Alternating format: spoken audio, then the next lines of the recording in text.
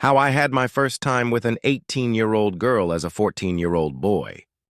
It was the summer I turned 14. Everything felt bigger than it was. Like life was racing ahead, and I was trying to keep up. Kyra was 18.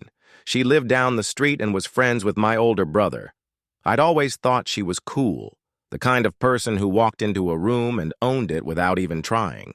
One night, we were hanging out in her parents' garage, just the two of us. The music was low, the air warm and heavy. I don't know how we ended up there, sitting so close. She had this way of looking at me that made me feel older, like I wasn't just some kid. You ever done anything like this before? She asked. I shook my head, barely able to meet her eyes. My chest felt tight, like I couldn't breathe right.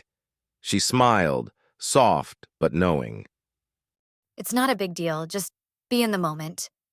What happened next was a blur of nerves and excitement.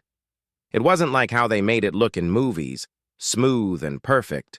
It was messy, awkward even, but it was real. My hands shook, and I kept second-guessing myself, but she stayed patient. You're okay? She said over and over. Afterward, we sat in silence for a long time. I didn't know what to say, and I could tell she was lost in her own thoughts. This stays between us.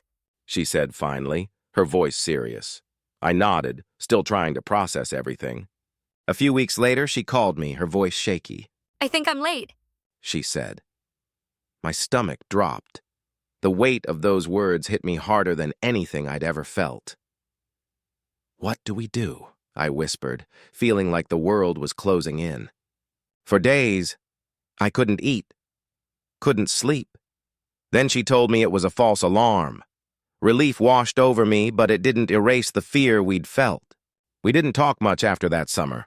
Looking back now, it feels surreal, like it happened to someone else. But it taught me something.